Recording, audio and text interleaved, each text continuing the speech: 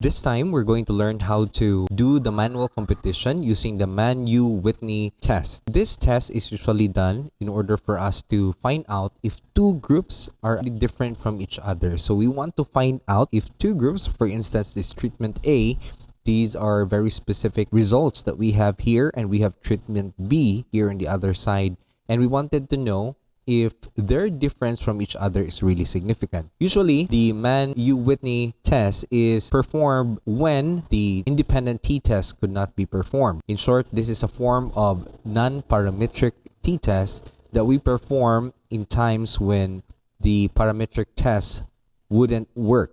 Okay, so considering that there are assumptions that has not been met. For instance, the results are not really normally distributed, and other assumptions under the independent t-test. In short, your first option is really the parametric t-test, which is the independent t-test in this case. But since it hasn't meet all the assumptions needed for that test to conduct, then we need to perform the non-parametric t-test, which is the Mann U Whitney test. All right, so how do we do it? First of all, unlike the paired t-test, we can have all our treatments uneven. So we can have here the different count for treatment A and a different count for treatment B. So our test now, the formula here is really this one. So you have here the first one. So we will break this down for everyone to understand. So this is just very simple. Don't be intimidated by those formula that you see. Okay. So this one actually refers to the U stat that we will be computing here, and this U2 here is the U stat that we have here. So we're going to break this down. All you have to do is to look at this one. We have N1 and N2. N1 specifically refers only to the numbers that we have here. So for your treatment A, it just answers the question, how many do we have? How many respondents do we have for treatment A? So this is just very easy to do. All you have to do is to highlight this one, and looking at the lower side, as you can see in this side, you will see that there are 8, right? Numerical count is 8. So just write 8 here. Okay. So as you can see in the formula, we have here for U1 stat is equal to N1 and N2. So the first part really is to multiply N1 and N2. So it's just saying to us that you need to multiply how many respondents you have for treatment A and how many respondents you have for treatment B. Well, that's so easy to do. All you have to do is to press the equal sign and then multiply 10, which is in this case I2. Just highlighted it. Then press the asterisk symbol, which means multiply, and then highlight the 8. Just click on 8 and then press the enter button. So as you can see, we have multiplied already N1 and N2. So we already have a figure for N1, N2 here and N1, N2 here in this part. Right, so our next step now is to add N1 plus 1. So remember, N1 is just merely the count of how many treatment A do we have. How many respondents do we have in treatment A? So we just press the equal sign and then press on N1, and then we add plus 1.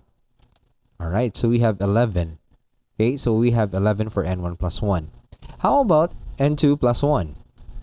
Okay, so how about N2 plus 1? So all we have to do is to write the equal sign, N2 plus 1.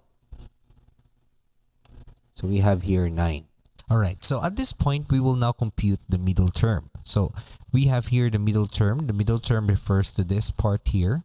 This part is for middle term 2. So in order for us to compute that one, all we have to do is to look at the figures. We have N1 already here. We have N1 plus 1 already here. And we have 2, just divided by 2. Right, so in Excel, we just press the equal sign. Press on N1. Then try to multiply it with N1 plus 1, which is this one. And then divide the whole thing by 2. So we just use a close parenthesis here. Make sure it's in the proper place. and then divide it by 2. So the answer is 55. So we already have the middle term here. How about the middle term too?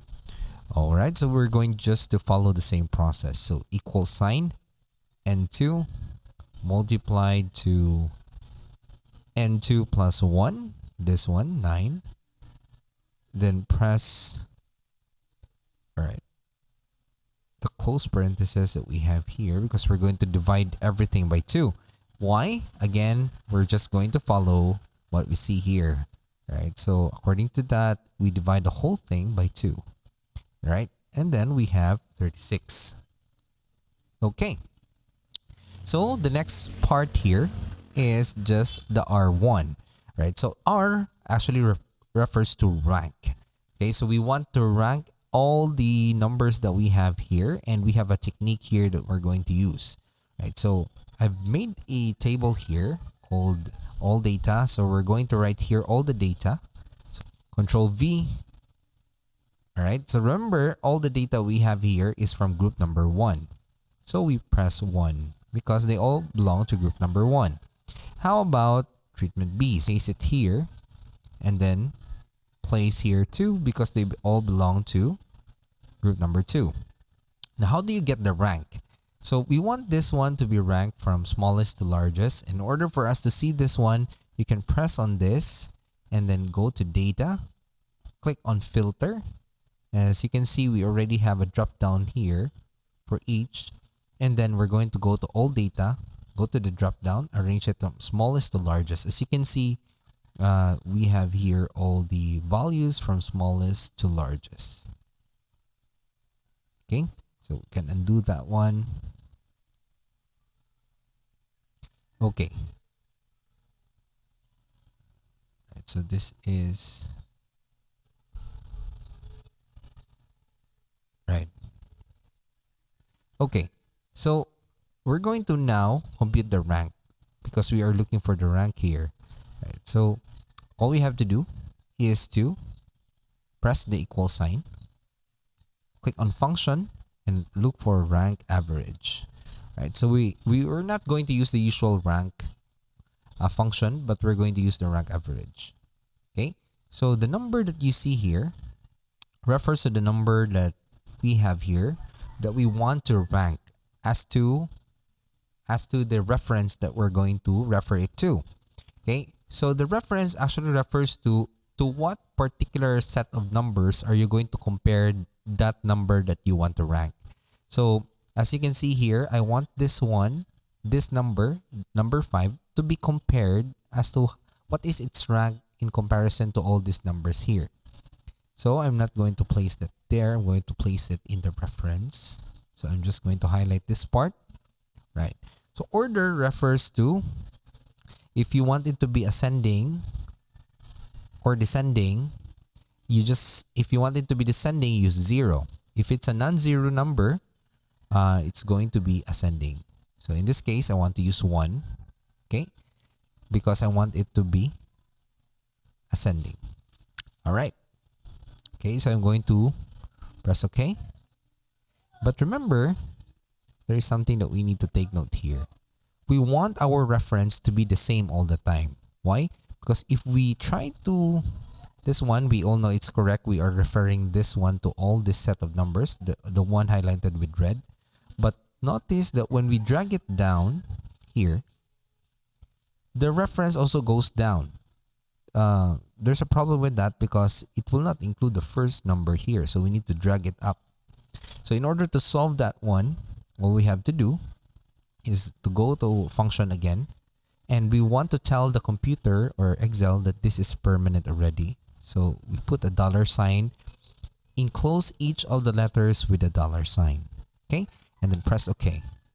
And then you can now drag as much as you like because it will not change your reference. Look, it's still the same even if I drag it down.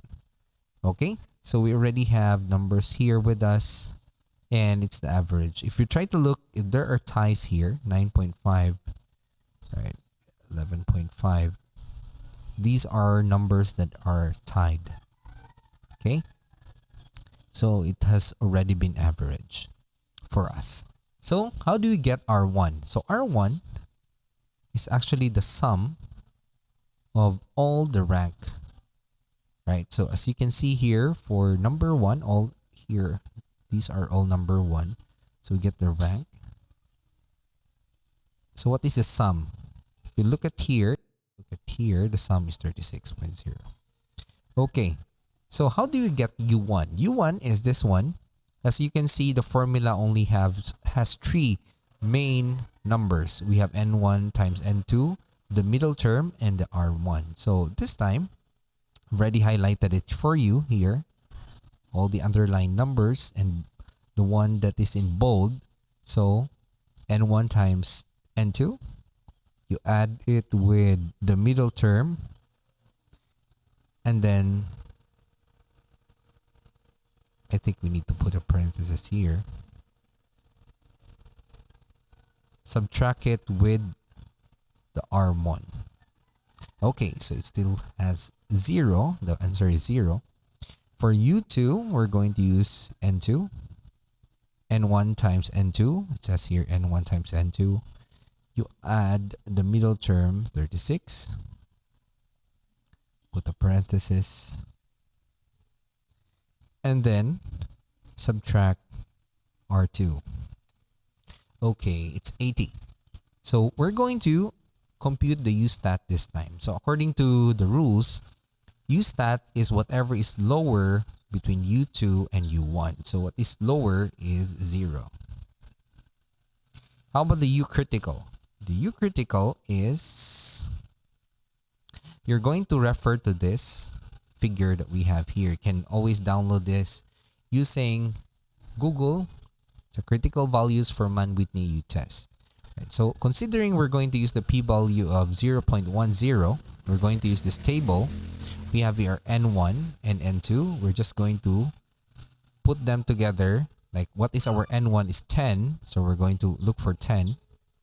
And then N2 is 8. So 10, and then where is 8? Here is 8. So look for whatever number they will cross, and as you can see here, it yields significant. It means that there is significant difference between treatment A and treatment B.